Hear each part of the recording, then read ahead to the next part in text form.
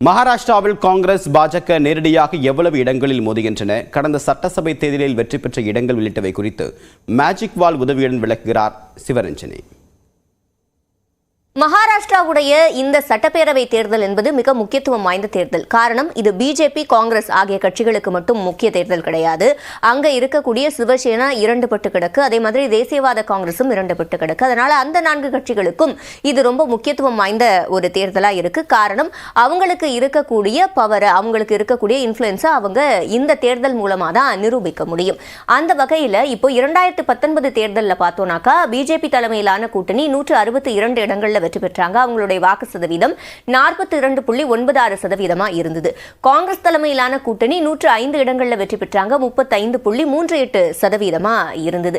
இப்போ இந்த தேர்தலில் முக்கிய தாக்கத்தை ஏற்படுத்தக்கூடிய ஒண்ணு அப்படின்னு நம்ம பார்க்கும்போது அதுல முக்கியமா பார்க்கப்படுறது விவசாயிகள் சார்ந்த பிரச்சனை. இப்ப விவசாயிகள் அதிகம் இருக்கக்கூடிய தொகுதிகள் அப்படின்னு பார்க்கும்போது மொத்தம் 58 தொகுதிகள்.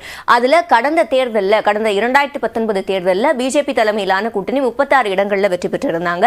காங்கிரஸ் தலைமையிலான கூட்டணி 19 இடங்கள்ல வெற்றி பெற்றிருந்தாங்க.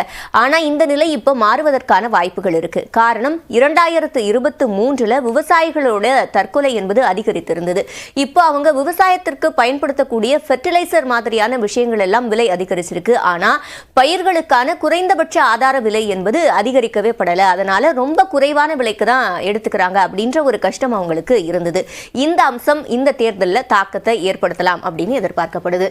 அடுத்ததா நாம பார்த்தோம்னா பிஜேபி மற்றும் காங்கிரஸ் இவங்க நேரடியா போட்டி போடக்கூடிய இடங்கள். இந்த 2024 தேர்தலில் மொத்தம் 76 தொகுதிகளில் பிஜேபியும் காங்கிரஸும் நேரடியா போட்டியிடுது.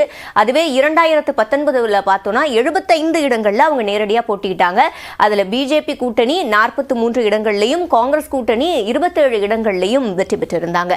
ஆனா இந்த முறை பாஜக தெரிவிக்கிறது என்னன்னா, நாங்க 76 தொகுதிகளில் 50க்கும் மேற்பட்ட தொகுதிகளில் நிச்சயமா வெற்றி பெறுவோம் அப்படின்னு தெரிவிக்கிறாங்க.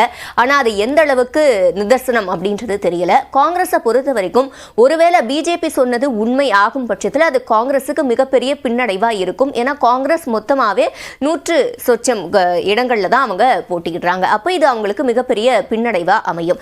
அதனால பிஜேபியும் காங்கிரஸும் நேரடியா போட்டியிடக்கூடிய இடங்கள்ல காங்கிரஸ் எத்தனை இடங்களை அவங்க வெற்றி பெறுறாங்க அப்படின்றத பொறுத்து தான் காங்கிரஸ் மகாராஷ்டிராவில் எந்த அளவுக்கு தங்களுடைய கால் தடத்தை இந்த முறை பதிக்கும் அப்படின்றது நிரூபணமாகும்.